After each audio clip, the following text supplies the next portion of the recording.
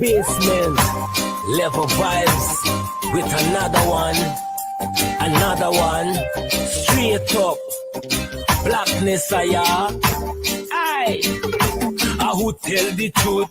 Mark Ben Scott, defend the ghetto youth. Mark Ben Scott, radio station is the truth. Mark Ben Scott, straight up from the root. Mark Ben Scott, who tell the truth? Mark Ben Scott, defend the ghetto youth. Mark Ben Scott, radio station is the truth. Mark Ben Scott, straight up from the root. Mark Ben Scott, I do it for the love, him not do it for no money. Straight up, him attack, educating everybody. Big up my friends and big up my family. Turn on the radio, catch the vibes, it's integrity. Straight up, Ben Scott stands for unity. One people, one nation, one destiny. Free up the truth in the air, even the blind can see. The deaf can hear, the dumb can talk, the cripple can walk. Boom. Who tell the truth? Mark Ben Scott, defend the ghetto youth. Mark Ben Scott, radio station is the truth. Mark Ben Scott, straight up from the root. Mark Ben Scott, who tell the truth? Mark Ben Scott, defend the ghetto youth. Mark Ben Scott, radio station is the truth. Mark Ben Scott, straight up from the root. Mark Ben Scott, we have to gather wrong, grab a seat and sit down, pay attention. Education, liberation, we have to stand strong. Ben Scott upon the radio, lively up the program. Everybody call somebody and let them turn and tune and on the radio and catch the boom song. We boom it up already, we have to boom it up again. Expose and reveal him. Who tell the truth? Mark Ben Scott, defend the ghetto youth. Mark Ben Scott, radio station is the truth. Mark Ben Scott, straight up from the root. Mark Ben Scott, who tell the truth? Mark Ben Scott, defend the ghetto youth. Mark Ben Scott, radio station is the truth. Mark Ben Scott, straight up from the root. Mark Ben Scott, I do it for the love, him not do it for no money. Straight up, him attack, educating everybody. Big up my friends and big up my family. Turn on the radio, catch the vibes, it's integrity. Straight up, Ben Scott stands for unity. One people, one nation, one destiny. Free up the truth in the air, even the blind can see. The deaf can hear, the dumb can talk, the cripple can walk. Boom. Who tell the truth? Mark Ben Scott, defend the ghetto youth. Mark Ben Scott, radio station is the truth. Mark Ben Scott, straight up from the root. Mark Ben Scott, who tell the truth? Mark Ben Scott, defend the ghetto youth. Mark Ben Scott, radio station is the truth. Mark Ben Scott, straight up from the root. Mark Ben Scott.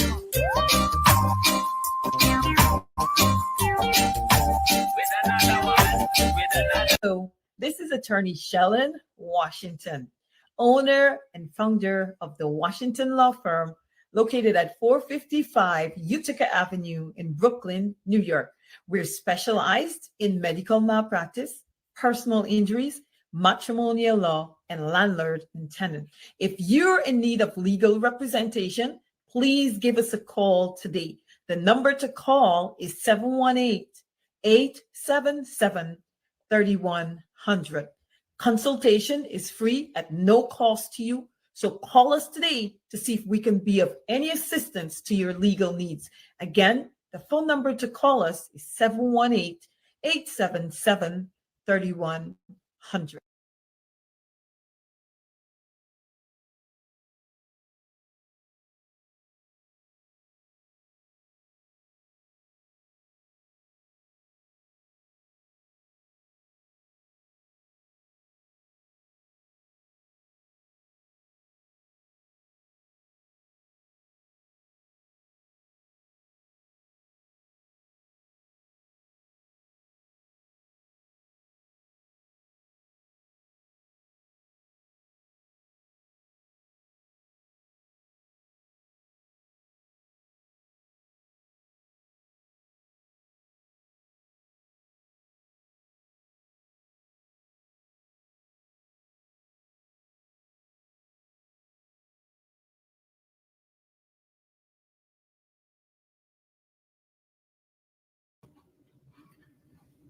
Six minutes after 8 o'clock. Let's rock and roll this evening right here on 107.1 FM. Guess what? I'm here with you guys. It's the 25th day. It's almost the end of January already. We might as well write this month off. It's done. I don't know. What's time is flying, man. I don't know. Gosh. By the time we go like this, that's going to be the end of the 1 hour for tonight. How are you guys doing? All of you. Hope you're doing fine. Share the link. We're going to rock and roll this evening. We're talking about issues. Who get vexed, let them vex. They can jump in the old truck and drive around and talk dotishness, the usual thing. It's called emotional politics. And we don't do that here. We don't do emotional politics. We go in, we fight. And if you want, we go in the gutter. Sometimes we can do that too. Very well also. I don't know where that came from. I feel for a second, I'm sitting in my chair like I'm driving an old truck. Some people just have nothing else to do, nothing better to do. They don't understand politics. They get involved in it. They get all emotional. Their bumps raised. They do all manner of things, and they feel they could say to people, "Oh, if you don't support their candidate, they're gonna do this, they're gonna do that." Some of them said that they wouldn't even vote for Norton if he's the presidential candidate. Some of them said they'd rather support the PP. Come on. Where are all these emotions and emotional politics coming from? Well, you just jump out the blue moon just like that. You don't even know who they are. They have no track record. I don't play that kind of politics, guys. I don't. Sorry about that. I just thought I'd get it off my chest. While we begin the program, good evening to all of you. Thank you for sharing the link. If you are in your cars right now, drive safely. Good evening to you. If you're in your minivan down Flatbush Avenue, Church Avenue, do they have the dollar vans there still? Is it still $1 from Church Avenue head all the way to still love being at Kings Plaza. Lots of things happen at Kings Plaza. Movies. Sorry about that. I'm on the air for a moment. Good evening, Rajendra Dinat. How are you? Colleen, Isaacs, and Samugan. All of you. Mary O'Brien, Eon Harry. Let me see here. Who else we can say hi to? I don't really want to say hi to Carl Miller. Forget about Carl Miller. He's disgusting. I don't mean disgusting in that sense. You know, people get very sensitive. But Carl, we really do appreciate you joining us. Miss Jones, how are you? Beryl Crawford, Rebel Gal.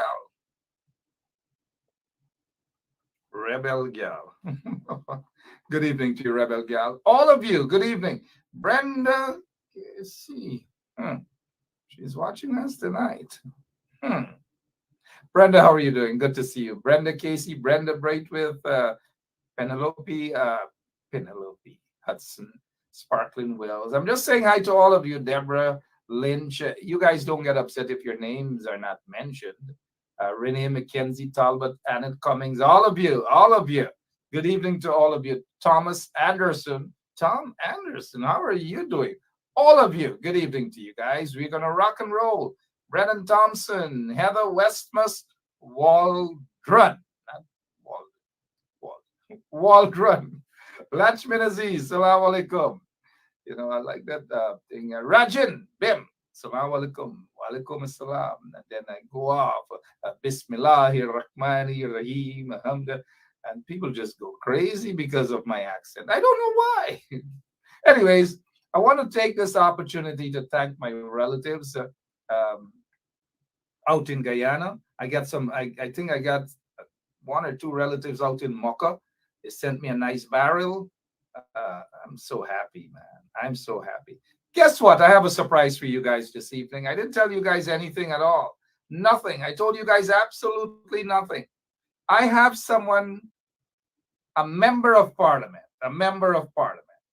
And this member of parliament is one of the hardest working members of parliament they have in Guyana. She is. She is there. She's on the ground. She's with the people. One of these days, she should run for president.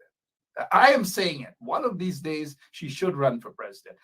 Before Lemon, who's back on the job, mind you, before we bring this MP on, take a guess who that person is. I notice J. Sean Campbell Gunn, Bossman Goliv Gunn. They don't know everybody, Allen. Who you guys think it is coming out? One of the hardest working. On the ground, take off your boots, take off your shoes, pull out your nails, no long nails. Go, and she is there in the trenches. She's not concerned about what she's wearing or how she look. Whether she got to take off your wig, she take it off. Dash it in the corner. She gone.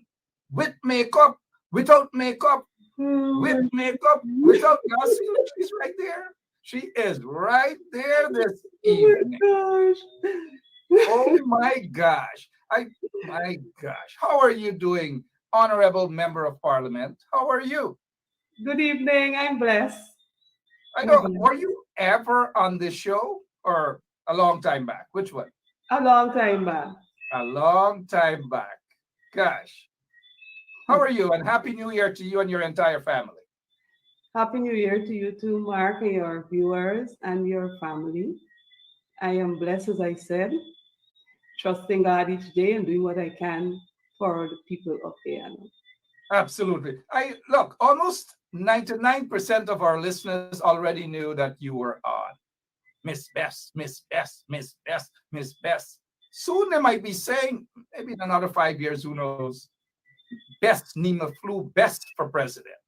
Nea Flu, best for leader of the PNC. You never know. You never know. Good to see you, though. Good to see you too. And good to see your What's the viewers and paying attention to them. You're paying attention to them. Yes, We we have are. also going to be joining us for a couple of minutes, Attorney Shellon Washington. I'm not sure if Miss Washington is from Mocha. Miss Washington, good night. You from Mocha too? Good night, Mark. You know very well where I'm from. We're from the same town, Linda. Miss Blue Bess, let me introduce you to Attorney Shellon Washington. Hi, Miss Shellon. Nice to Hi, meet you. Miss Bess. It's my pleasure meeting you. Miss Washington, you start off with the first question to Miss Bess. I'm going to leave it up to you. I'll watch you guys for a couple of minutes. Let me get off the screen. Go ahead. Take it over. Hi, Miss Bess. This is my first time meeting you. Could you tell the audience a little bit about yourself and your experience in politics so people will know who they're interacting with on the show? I mean, some of them probably have heard about you before, but could you just introduce yourself to the audience? Tell them a little bit about yourself. Sure. I am a teacher by profession. I am a parent. I'm a God-fearing woman. I've been involved in politics from very young, one of those teenagers who would be in the community doing the little odds and ends when they have the older people there at their meetings. I'm a person that loves sports. So during my time, I've been secretary for football club, always doing something to enhance my community and help the people develop. I'm very passionate about youth development and making a difference in the lives of people. My experience to the outflow, the big stage of politics came in 2020 um, when I was elected to go to Parliament. Um, I can tell you, Parliament is not what I expected. I expected to have a little more decorum and be more professional and all of that. But um, it's a new stage in terms of experience with the way in which people behave in the Parliament. But I love the challenge. I I love mean, the challenge. that's a really, really impressive resume that you've laid out to the audience tonight. I myself, I'm impressed. We just have maybe one thing in common I've noticed because I've served on the football team as a president back in the earlier the 2000s. So that's really, your resume is really impressive in terms of your experience in politics. Could you tell the audience, because you did mention politics, and I've seen some of the audience, they are familiar with you, so some people know you. I saw one person actually said you're one of his favorite. So Mm, since the some of the audience are already familiar with you, mm, could you explain to them, because we come on this show very often and we speak about the politics in Ghana. We speak about the way some of the ministers and even the president himself have treated women in the past, and we have seen that like on numerous occasions, especially with the Dharam Lal situation. mm. Could you tell the audience what is your experience as a woman in politics, in the political arena? What has it been like for you as a woman? As a woman, it has been challenges. Sometimes you meet people who are prejudiced against you because you're a woman, especially in the parliament, the way in which the government ministers would hurl their slurs and their remarks, insultive remarks across the floor is very much unacceptable. I'm a no nonsense person, and I make that clear very early up front. I will not leave my home and allow anybody to disrespect me in any way. And I would say that to women out there, we should not allow people to disrespect us. We should stand up and let them know exactly what we stand for. I do not tolerate in any way the things that I see happening in Parliament, like my parliamentary colleagues. We don't accept such behaviors. These people on the government side operate as though they don't have mothers, they don't have sisters, they don't have female relatives with the things that they would say, and it come out so easily out of their mouths. It's as though it's something that they are just accustomed to. They've groomed themselves into being these pigs in the way they operate. But again, as women, we have to stand up to them, and we cannot continue to allow them to proceed with the disrespect. And I don't hesitate to tell them as is the things that they would want to say across the floor. I dare them to come on the opposite side or come out of the parliament to say it. It's not something that I will accept. And I wouldn't encourage women to accept it. I'm happy that you're saying that, and I want the audience to pay attention to what you're saying, because for the longest time, people have been disrespecting female politicians in Ghana, and Guyanese sometimes take these things lightly and they don't point it out. So sometimes it's very important to have people point these things out and let people understand that it is wrong. For instance, the comment by the disgraced minister Dharam Lal. Dharam Lal had made the dildo comment to the minister, the female parliamentarian. And I think that was the utmost level of disrespect that you could find, because it's sexual in nature. And she's a religious person. And, people did not readily point that out, but that's something that you should stand up against, call it out first of all, and stand up against it. And I want to ask you a question, because you said you're a no nonsense person, and I'm glad you said that, because we need people like you who are going to stand up for what is right, and ensure that people are staying in line, they're staying in their place and doing what is right. So I want to ask you, during your years in Parliament, or how long you've been there, have you noticed conduct that you would say, well, we need to call this out, we need to speak up? I mean, like specific types of conduct, like I'm not there, but from time to time I would see things on the news, or I would see things on the internet. So do you have any specific type of conduct that you would say today, like, we've been noticing this, and this is something we have to pull out, we have to weed it out from our midst, and as women, we have to stand up against it. People need to respect female parliamentarians. They need to show them the utmost of respect, and not just the parliamentarians, but females generally in Ghana, but more in particular, the ones in leadership. So are there any specific instances that you would want to point out here tonight? Yes, the incident with Darmlal, I recall myself and Honorable Cathy Hughes had taken a petition to the Parliament concerning disciplining his behavior. These ministers don't care what come out of their mouth. I recall sitting there and hearing Kwame McCoy, I can't say honorable because there's nothing honorable about him, talking about big panty in the Parliament, calling people whore in the Parliament, and saying things that is totally unacceptable, and they're supposed to be national leaders. And again, I keep asking myself, are these people really human beings? Do they have female relatives? Do they have a mother? Do they have sisters?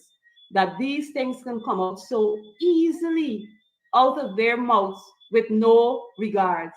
There's this other member of parliament, Miss Anand Pasada or something is his name. One of the things that really drew my attention to him is that he's an aged man, and this man operates as though he lives on the street in the ghetto or some way, and have no respect, and he doesn't care what comes out of his mouth. And quite recently, he had some remarks to say in the Parliament, and whatever little respect I may have had for him as a mature big man, it went right through the window, because you're supposed to be a leader by example, and you are disrespecting women in the highest forum in Guyana, our Parliament, and it's coming out their mouths like ABC. And the amazing thing is that there are females on their side of the house who sits there and say absolutely nothing. They don't say anything to caution them, to chide them, to conduct themselves in a better way. And like I said, I do not tolerate such. There was even a recent post where I spoke about it today with Newsroom. Imagine you're having a place to dine, and I want people to understand not only in the parliamentary chambers that these behaviors occur. You're outside, they're outside dining in the eating area. And would you believe the horror of me seeing last evening a video surfacing to portray propaganda from the Parliament, and it is implicating one of our female MPs.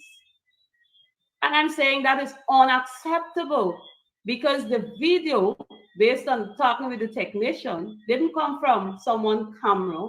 It came from the cameras that are in the halls of the parliament where the parliament is being held. So how is it that Newsroom got access to this camera to take out footage to make a propaganda on the media and put it out there to implicate a female MP? And I said to the clerk today, I don't ever feel protected in the Parliament. I literally look for camera in and out the washroom, and anywhere I go, I check to see what is happening, because of this abusive behavior that these people continue to portray. We have to be very cautious and observant, and of course, take no nonsense. I got one question. I'm pretty sure the audience are wondering also. You said the video of the female, the video was tending to implicate the female. And Yeah. I'm wondering, I don't know if you could, but would you mind elaborating on that video? Because, as much as we stand to protect women, women must also know that they should be held to a higher standard also, and not be caught up in situations where people would lower their thinking about that person or think any less of that person. Because I know that, I don't know if the other video has anything to do with what you're saying, but there's another video that is circulating with a female MP, a PPP female MP. I hope it's not that one that's going around the internet, but that's painting that female MP in a very negative light. And I think people would have seen that one, but that one, that female, I don't know if Mark is gonna, if that video is gonna surface on this show or what. Because I know let me just step in that no such video is being circulated by any PPP MP. I think what the PPP is doing, they're circulating a video about an opposition MP who fell ill and had to be rushed to the hospital. They are running with all manner of questionable allegations and rumors about the reason why that MP was rushed to the hospital. But they are in no position. They are in no position, absolutely no position, to be criticizing people about slurred speeches and these sort of things when the likes of Anand Prasad can't even talk properly. God never knows how he ended up in Parliament. Okay, but I wanted to hear what Miss Bess was going to say about the video she was referencing. No, the video I was referencing is on Newsroom, where they were attempting to show Comrade Cummins, Dr. Cummins, was attempting to injure somebody in the heating area. And that is in response to our statement that was circulated about the disrespect that was meted out to my comrade, Ms. Finance. So they tried to come up with something to put against what is being said. And then they said that is from the government ministers. But what I'm getting at, the fact that you can take a video footage from your dining hall where people should be having their lunch and make it into something that is not true and use it for propaganda speaks about the lack of protection and security in the parliament for our female parliamentarians. And I take that very serious. Miss Washington, I know this is your show for tonight. You're asking the question. If you can permit me, just about that very video that the corrupt PPP was able to leak that video out, as MP Bess just placed it there, and say to all of us that they leaked that video out to the propaganda PPP media outlets like Newsroom and others. On that video, they only want the audience to make it appear that Dr. Cummings did something so wrong. And they're painting it, they're calling her a quote-unquote criminal and all manner. Look at her, look at her. They're not telling us what led to that. They're not telling us that Jack there sit down there and suing and whispering. They're not telling us what the other so-called ministers did that prompted that woman, the MP, Dr. Cummings, to defend herself, and rightly so. I would interject right there, because if the video was edited to paint Dr. Cummings in a false light, then that would put Dr. Cummings in a position to be able to sue the person whoever leaked that video, because they had no right to paint her because the video was edited. It's not showing exactly what happened. It's a deliberate attempt to commit defamation. It's a deliberate attempt by the person who leaked an edited video. It's defamation. It's libel, because you're painting her in a false light. You're not telling the entire story of what happened. Absolutely. One more thing before I take myself off the screen. Thank you, Lemon. They're telling me to get off. Now, let me say this. They have no moral authority to talk about criminal acts and who is this. The PPP doesn't. Not a Anand Prasad, not a Kwame, not a Jack there, not a Irfan. None of them. In fact, they got to be reminded that Jack Irfan sits there with 19 fraud charges. They banned him or revoked his visa from going to Canada. He never told us why. Is it money laundering? I'm asking a question. No, getting back to Dr. Cummings. They're not going to tell us, remind us, and there's where the opposition should get on and get their job going, to remind the nation that it's the same Dr. Cummings they wanted to kill. They surrounded her vehicle and all manner of stuff in front of the Pegasus. But here what I'm going to do, guys. I'm off the screen again. You guys take over. I mean, And there's a series of other things that we've been talking about on the show in terms of women, because that's what we're focusing, the lack of respect for the opposition generally in parliament, the way they treat women, the way they handle them. And I think that's a very good example of what happened to Dr. Cummings. So people would understand that this narrative that the PPP is trying to push, the agenda that they're trying to push, it has no merits, it has no basis, it has no legs to stand on. Whereas if the camera was pointed in the other direction, there would be worse things that we would find out about them and what's going on with them behind closed doors. If those things were to come to light, then I think the whole world would be in complete shock. Well, not really shocked, because with a president with 19 charges, really and truly, you can't be shocked about anything you hear regarding him. So I want to ask you something about the president. Do you think the president himself, because we have spoken about him multiple times on this show, with regard to his conduct towards women, do you think he treats women in a respectful manner, or he has any regards for them, or any moral type of respect for women, period? I don't think he have any kind of respect for anybody, period.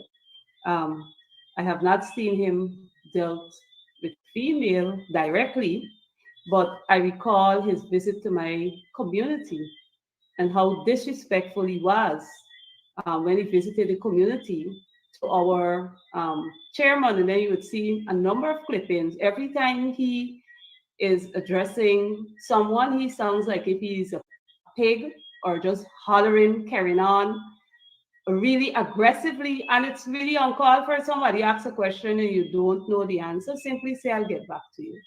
And always trying to talk more than he ought to talk can cause problems. So that's the only thing I can say about him generally, based on my observation, that he has that kind of aggressive way. And it's not only him.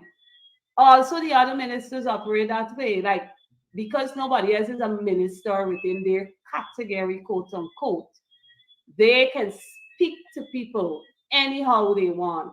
And like I've been saying from the beginning, I always say to people, we have to stand up for our rights. I'm convinced that we could get a whole lot of change if the women decide to come together and stand up for many things in this country.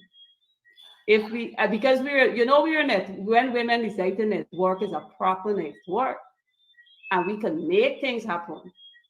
So that's what we need to do. We need to support each other. We need to stand with each other to deal with these things. I don't know if I am permitted, but I want to share another experience of discrimination as a woman. Sure. My newly appointed position of studying youth sports and culture.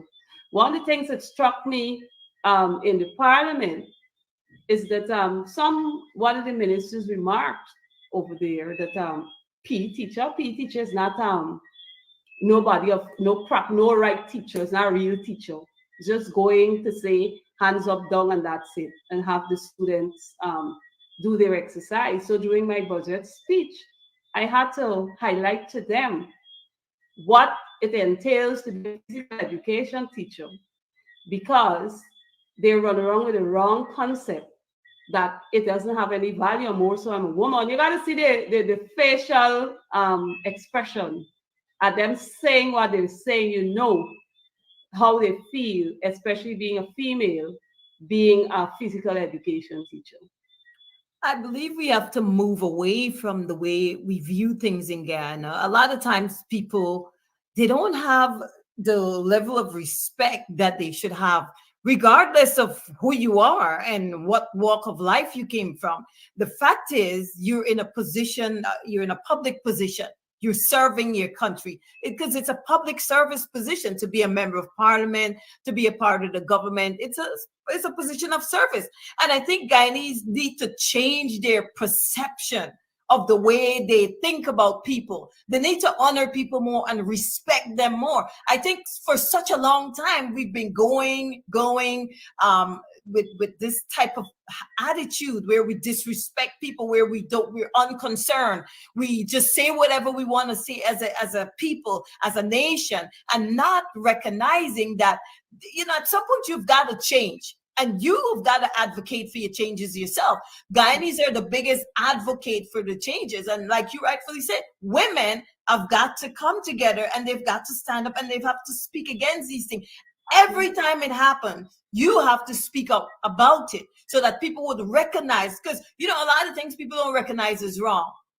Yeah. You know, there's a lot of things that I see happen in Guyana, and it's most of the times it becomes more evident to you when you've lived in another country or you've been away out of the system, so you can observe it.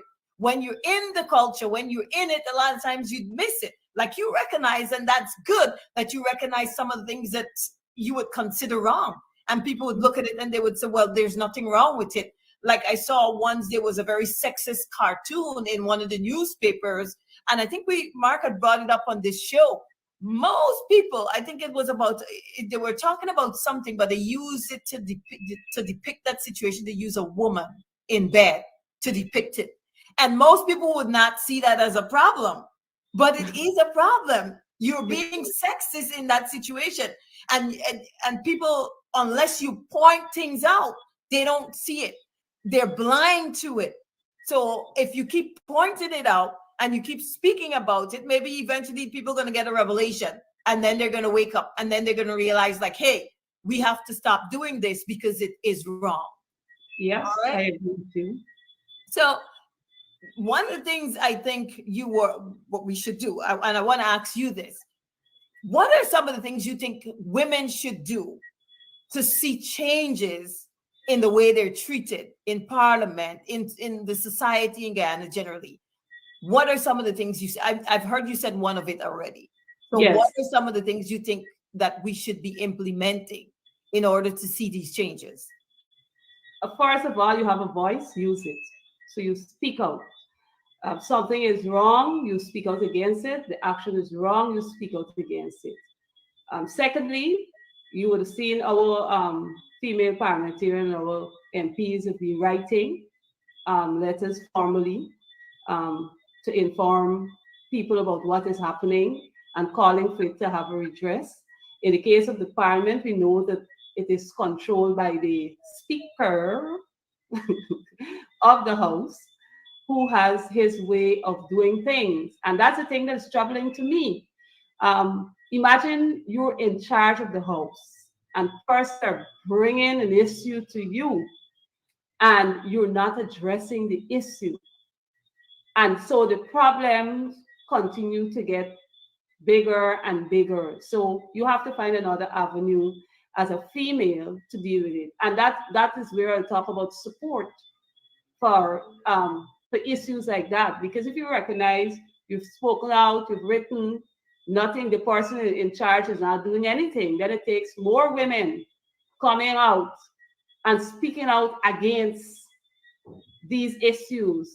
It takes women coming out and making their voices heard about these particular issues.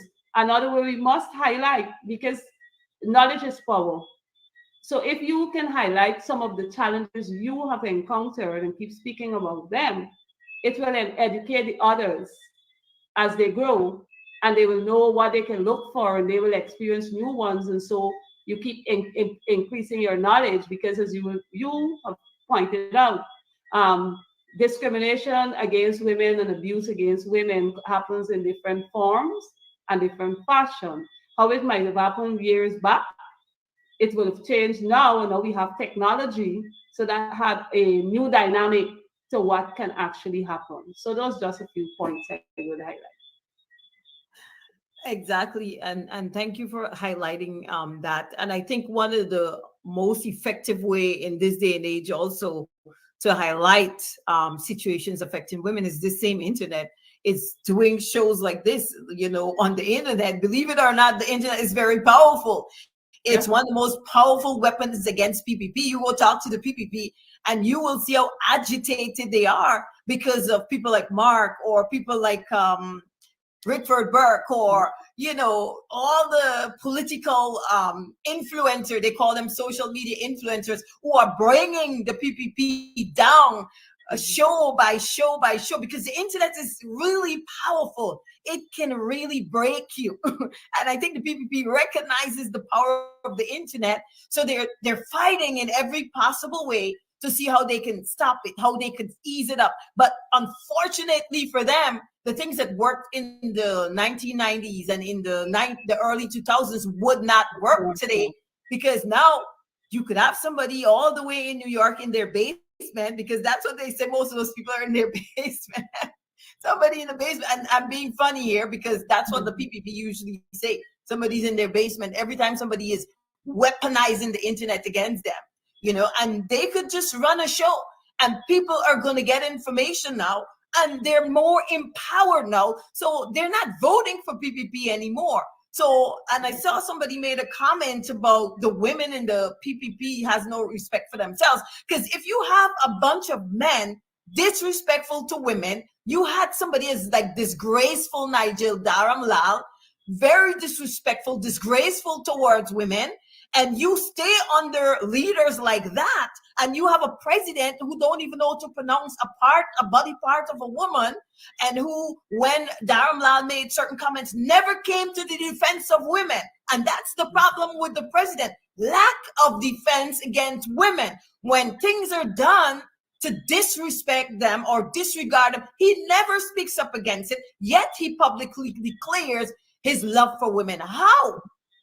You have to show people by your action that you actually mean this thing, not by shouting something that has no merits or meaning to it. You understand? So, I think if there are more people like you, more members of parliament like you, women, who are able to come out and speak up against these things, it would empower other women to also speak up. And I think this comes from every single level in society, not just you, but we have the schoolgirls. They're the ones who are coming up for tomorrow. And they're the ones who need to understand how a woman should be treated, how she should be respected and not disrespected. And if you have the disrespect coming from the very top, what type of message are you sending? What type of message do you think this is sending to your students when they look and see the way the president and the head of state and the male member of parliament in the PPP are treating women? What message do you think they're sending to young schoolgirls? Well, I can tell you for my students, they're most time alarmed and shocked at the conduct and the behavior of these ministers. I also would point out to my class, because I teach sociology too, and I have my one-on-one with my students and my female students also. Those are not behaviors that are acceptable. They're unacceptable. So at all times, you ensure you pay attention to how you're treated, and if you're not treated in a respectful manner, you stay away from that. So it's not something that is going on well. Of course, the students at school would laugh a lot. Anything that saw mispronunciation, they laugh. If slurs are hurled in the parliament and they hear them, they would laugh. I've been looking at the students who've been coming to the house from since Monday. Different groups of students have been coming to observe the budget debate. And when you interact with them and ask, how do you think it was? They would say, shocking. I would never believe that is how people is behave in the parliament. And they said, miss, like today I had a discussion with a young man, and he said, miss, I know that the debate is that somebody would say, this happened in this way, and somebody can say, no, it didn't happen in the way.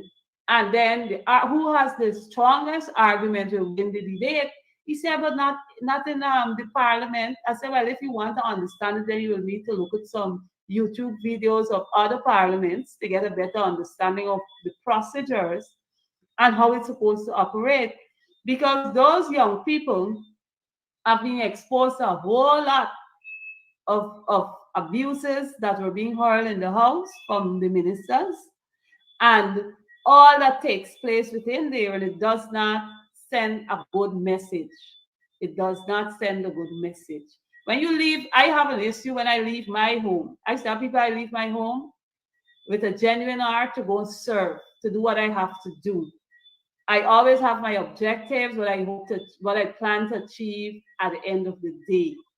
Those negativity gets to me, especially when you're sitting there and you want to hear properly what is happening, or you want to read something, or you want to jot down something, and then you hear somebody from the other side shouting some foolishness. It is very annoying.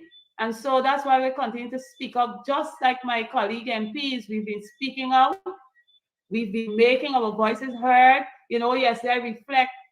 It is only this year budget speech I did not speak about the treatment of women in the parliament, because I think my colleagues before me would have all addressed the issue of how we are being disrespected by the males on the opposite side. And so I did not go into it. But what I did this year is, again, go and talk one-on-one to the people in charge to let them understand that I would not be accepting such behaviors. I agree 100%. Is one of the things I think the audience would want to know. I want to know also, because in a lot of countries, they ensure that there's oversight.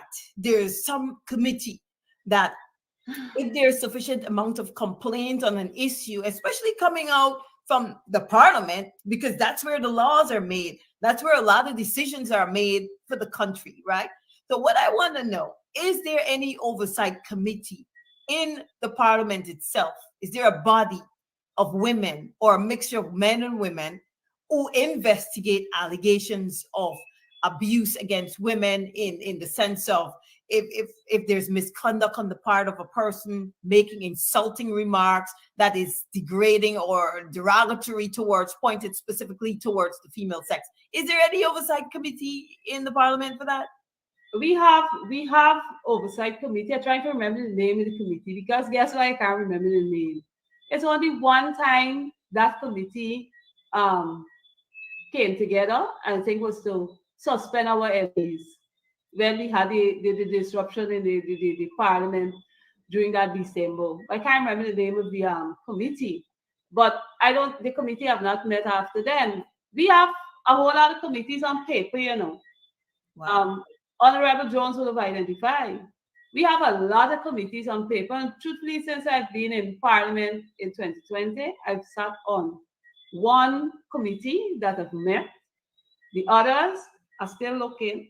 I don't know when or if ever I will have the opportunity to actually sit on a committee the work that is necessary. So our Parliament is not functioning as the other parliaments are. I had the experience of being among a whole lot of parliamentarians last year, and when I listened to how they would reach once a week and 4 times a month and all of that, nothing. Yeah, no. Our parliament only meet to get money. I would imagine, and I would imagine the committees are not functional like a lot of things in Guyana, because you have a non-functioning president, you have a vice president who has usurped the functions of your president. So I would imagine there's a lot of things in Guyana that is non-functional. It's not performing its duty. But I think one of the things that would help you guys is if they would make that committee actually active, and it would actually find a way to discipline members of parliament who engages in conduct that is disparaging to women in particular, or to anybody, period. I don't think that there is sufficient laws in Guyana to protect women, or maybe ways to enforce procedures and laws to protect women. So I think women are in a very vulnerable, we've always been in a very vulnerable group in the society, plagued with domestic violence, plagued with abuse in terms of verbal abuse, mental abuse, psychological abuse. And there's no way to protect women, even from the highest level, parliament, where you would think that people would behave in a civilized conduct and would be where children are. What children are there? Someone in the audience was surprised that children are in parliament observing this type of conduct, observing the behavior of people who basically act like animals, have no control over what they're saying or what they're spewing coming out of their mouth. So I think it's very disgraceful. And one of the things is more policies and procedures in place to deal with this type of thing. And I think you're the one, the member of parliaments are going to be the one to first advocate for these things, starting in parliament, and then secondly in the workplace, and then in public places with the way people should treat women. And I think, I don't know if a lot of essays as happened in parliament, but I feel like in Guyana, sexual assaults is something that is not dealt with properly. You understand? It's something that is constantly overlooked. It's brushed to the side. And as you could see with the Dharmlal, I like to reference that because that's like the case. That's like the precedent. That's like the one that you turn to reference. If you want the classical case of where a woman, well, this is in this case, this was a child because she was barely 16 years old. Classic case of SA that was overlooked, and this paints the picture of what happens and give people the idea of what Guyana looks like when it comes to sexual assaults against women and young girls. It's swept under the rug, and I think you're in the perfect position, and people like you are in the perfect position to implement or push for the implementation of stricter laws, rules, and regulations to deal with those people in parliament who gets involved in this type of behavior. This type of conduct should be immediately, you should be suspended, no pay, and then it's investigated. And if it found that there's merit, you should be forced out of office immediately. That's how a civilized society will operate. But in Guyana's case, you have if you go before we got to go to the police to make a report. I can tell you, you go to the station to make a report, depending on the type of officer you meet, they can ask the thing like if you show you the man, they make a joke, and that kind of foolishness you would encounter.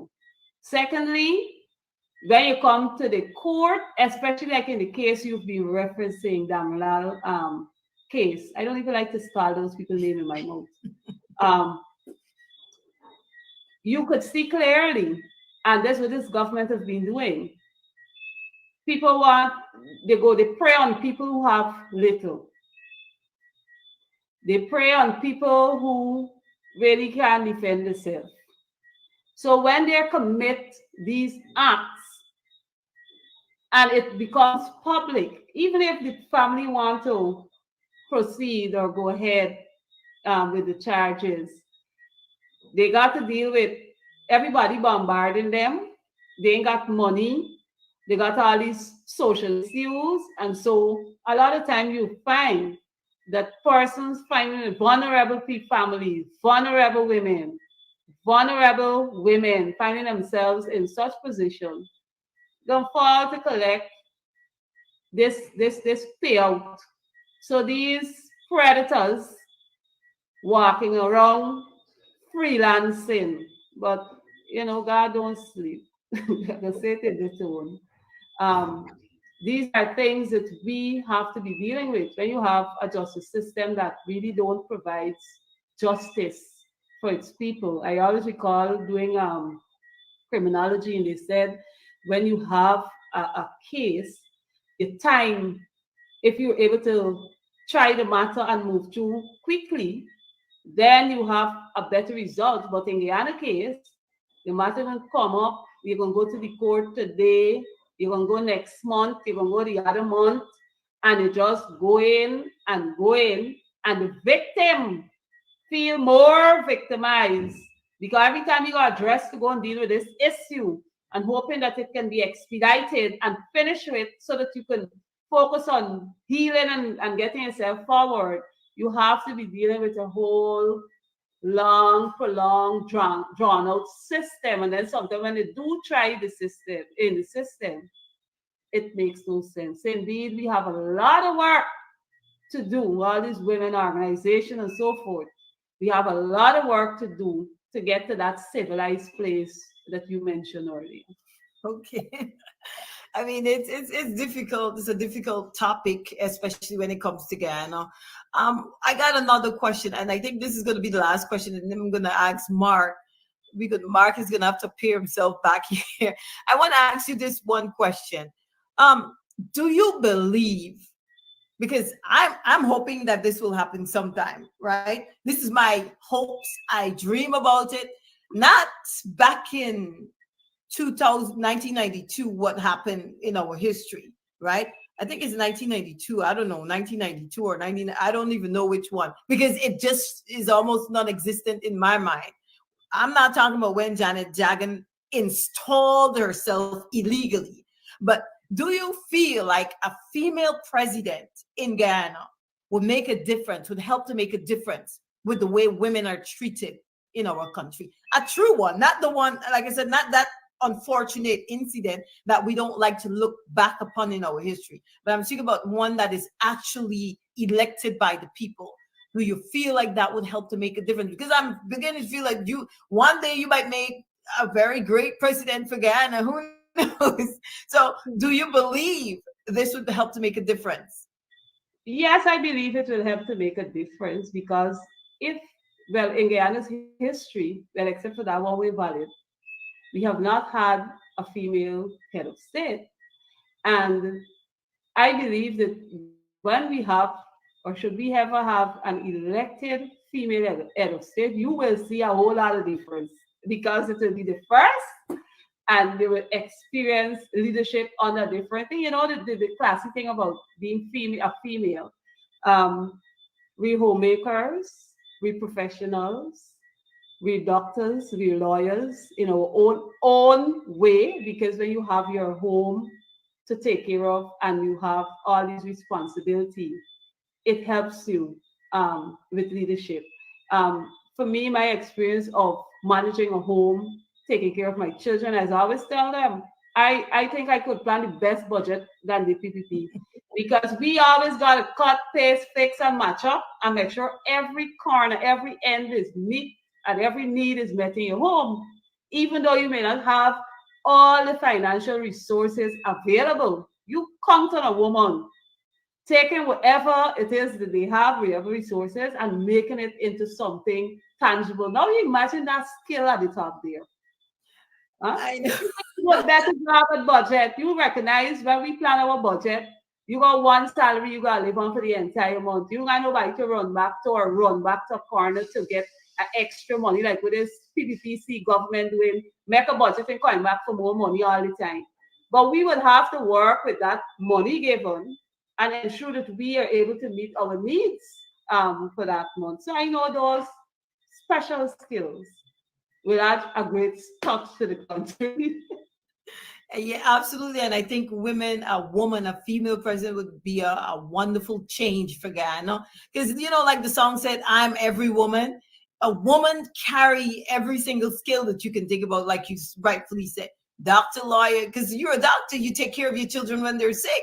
You're an accountant because you have to manage your finances at your home. So I think that would be a great idea. And I think maybe some of your fans, some of the people here on this show are even suggesting that you run for leadership of your party. Anyway, it was a pleasure. It was my pleasure talking to you tonight. But Mark is going to take over from now. It's almost 9 o'clock. And, Mark, look, everybody said Mark was like, I can't believe that you guys locked me out of my own show, so to speak.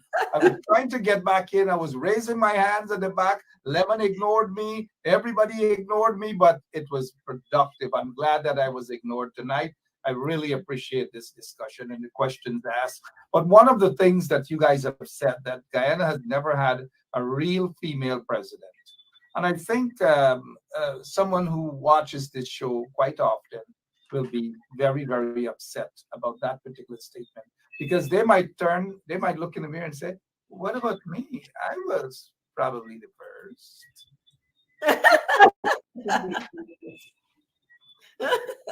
Washington, you did an excellent job indeed. At some time in the future, I hope that we can have a female president elected, one who understands the struggle of the people, someone with all of the attributes as Miss Bess has, being on the ground, understanding the plight, understanding and reasoning with people properly. And I think such a female will make an excellent president. Such a female that knows how to ground with the people in a genuine way, as Miss Beth does. Miss I Washington, concur. here before you go, Miss Washington, before you go, I want, and I know Miss Bess has had a long day and she's busy again tomorrow. I noticed, what's his name again? Charles Ramson, who says a lot of Guyanese are sending things now to their loved ones back in America. I noticed he was throwing a little jab at you that you don't know this. These guys are the last set of people to talk and insult people. But I want you guys to take a look. This is what happens in Guyana's parliament. This is a disgrace. And these people have none whatsoever authority to lecture people about anything. This is what the people are subjected to. This is a shame. You guys got to listen to this. All of you. I apologize to the singer, the original singer of this song. Listen to this, please. This is Guyana's parliament, guys. I don't know whether some of these guys are drunk. I don't know. I don't know whether they're on drugs, whether they sniff cocaine. I don't know. But listen, you guys be the judge. Suddenly,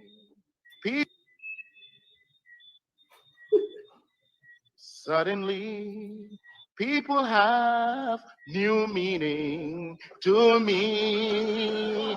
I had loved them all along, never had the chance to perform. Wake up, Minister, suddenly, I'm in love. You've proven the point. You have a great voice to sing. Thank you very much, Mr. Speaker. I'm glad that you admire my singing voice.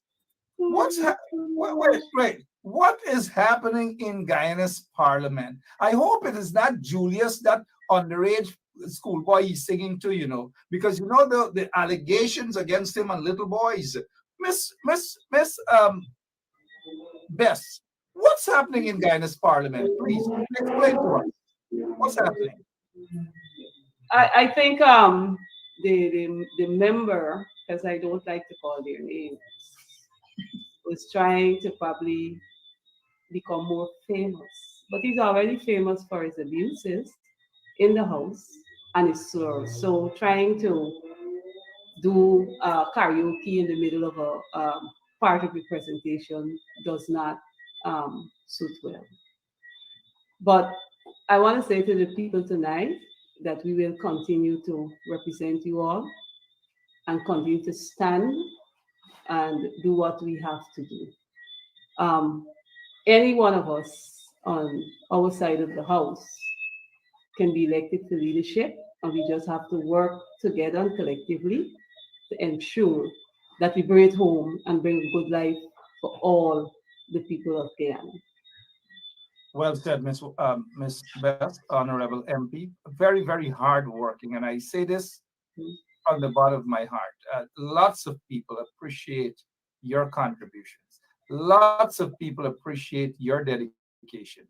Lots of people, they see that you're genuine about what you do.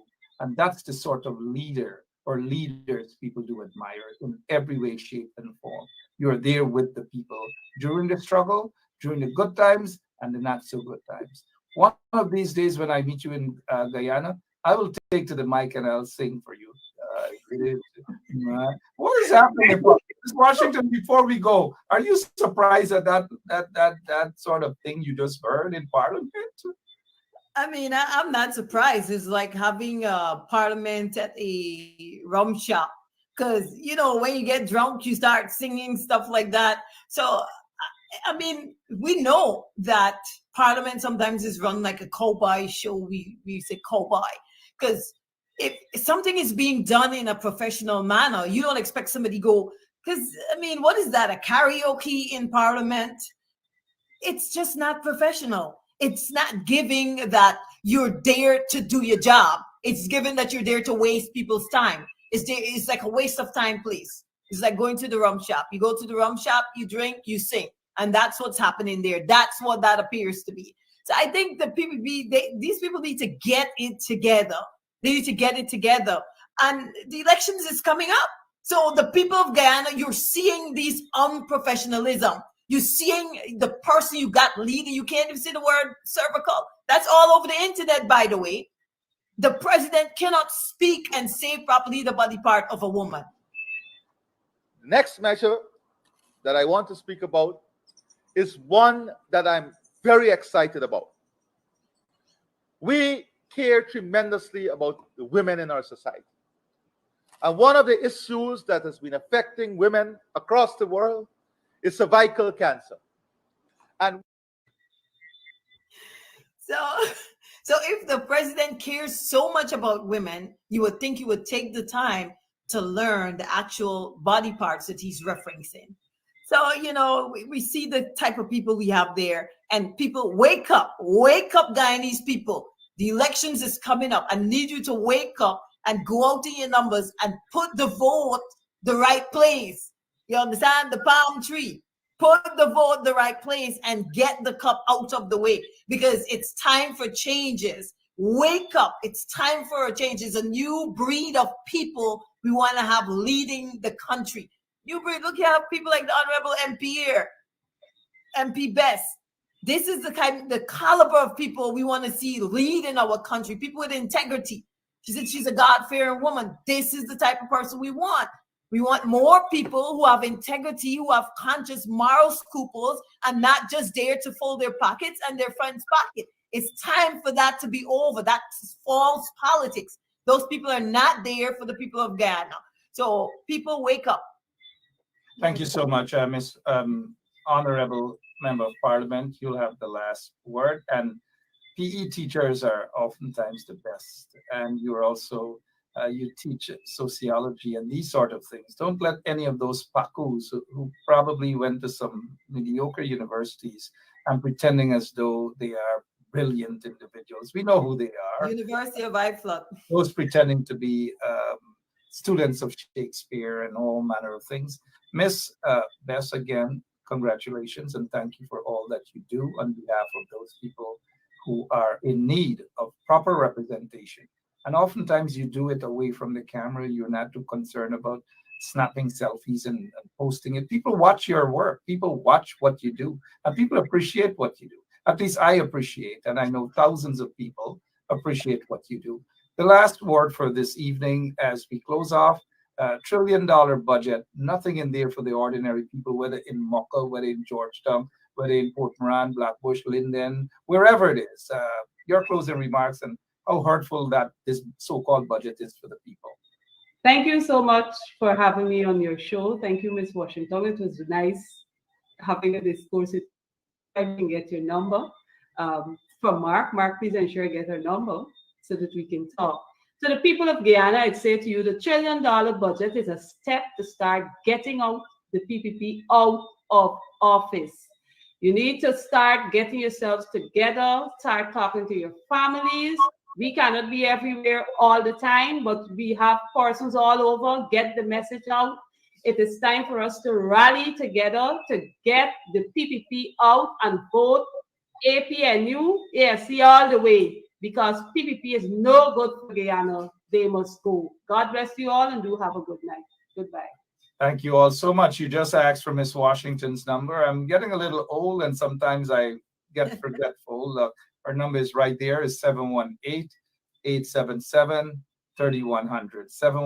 718-877-3100.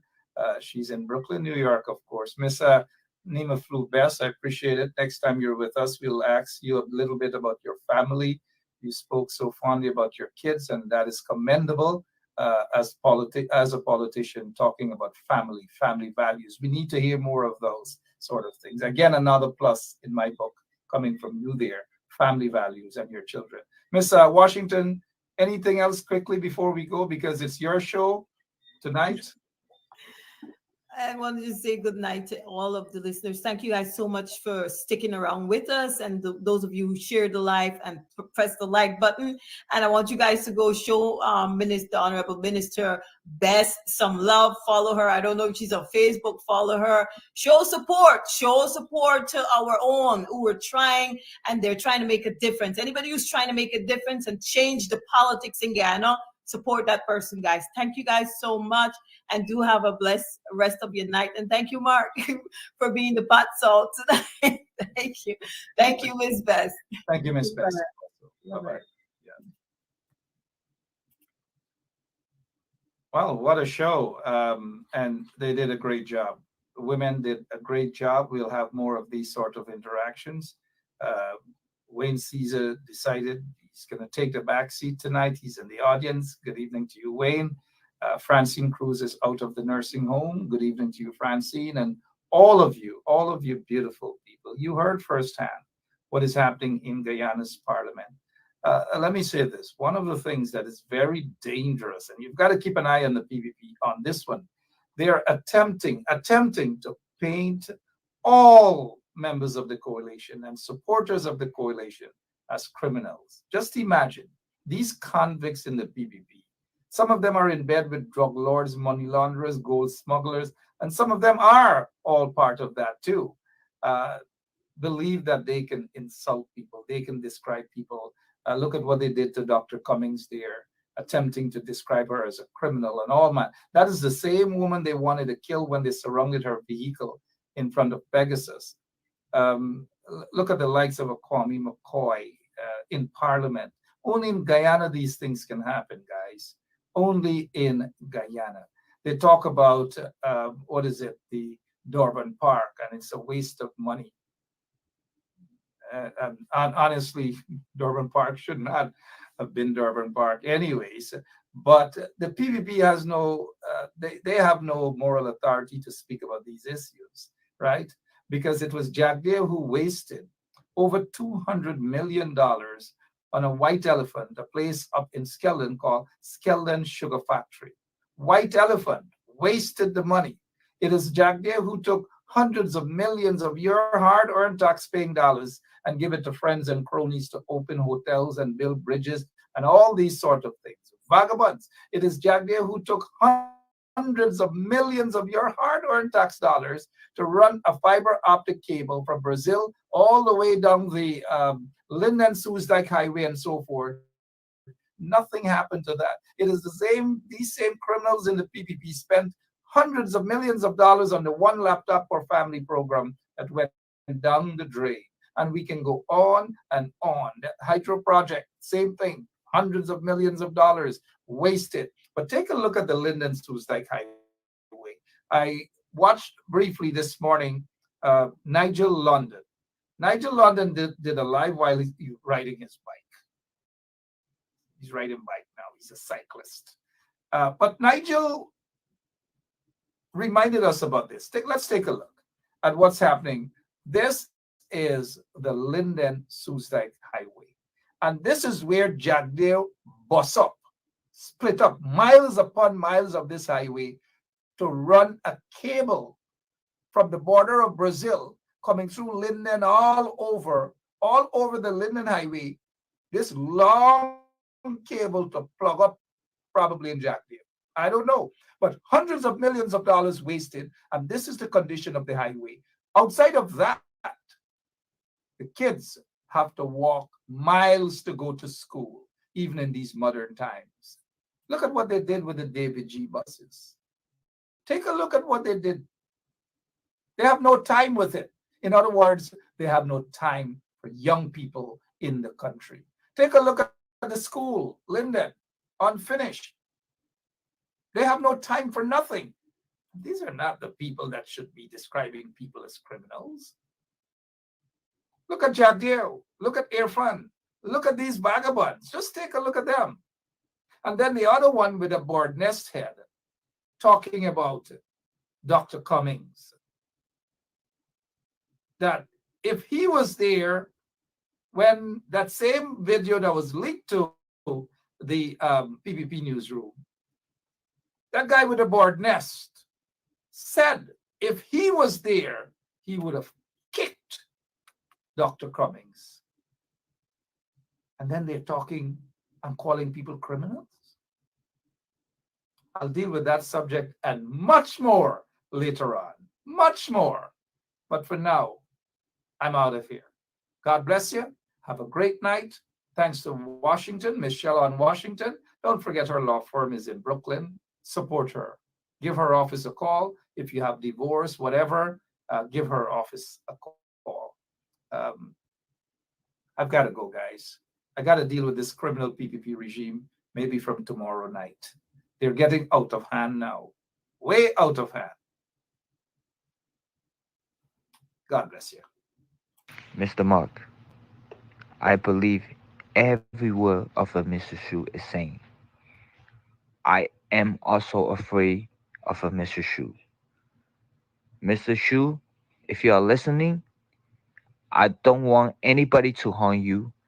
This is a serious thing. Corruption is big.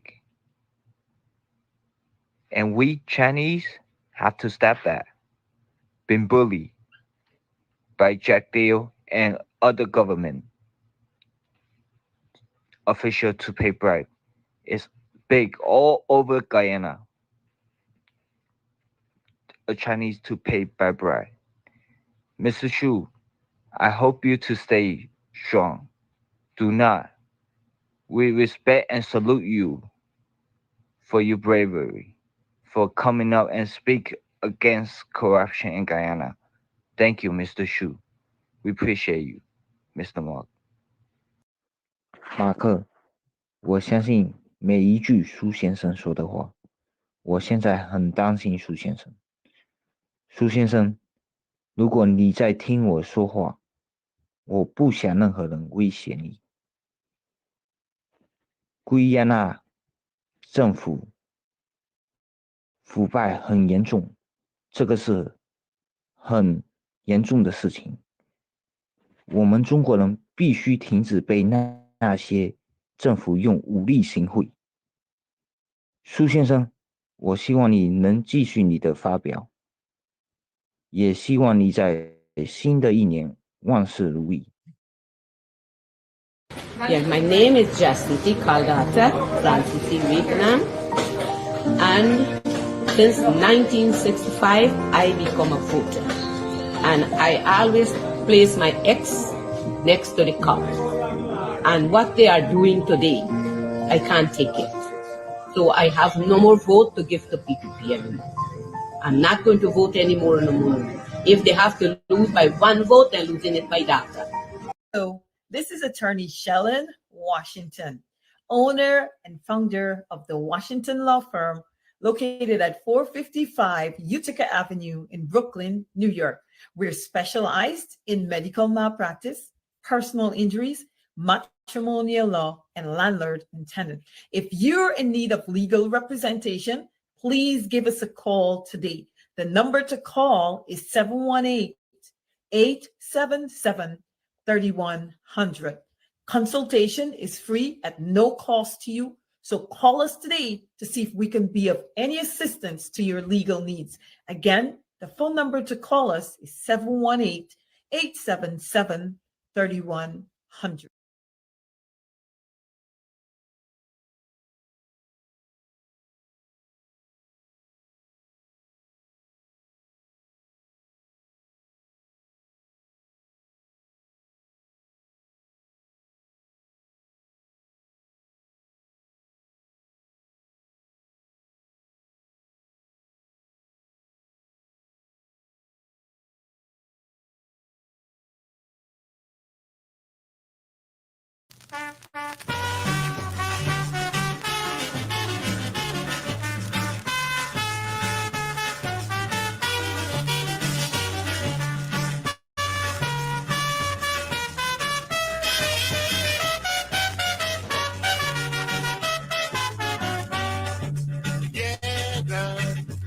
I believe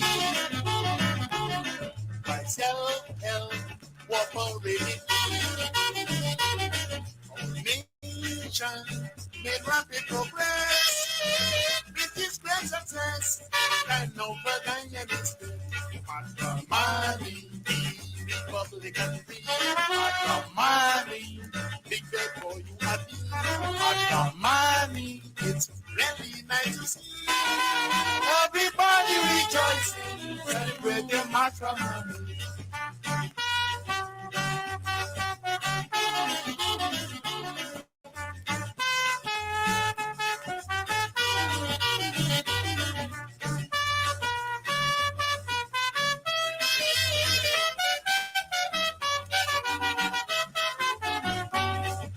Oh, see, I change up a new.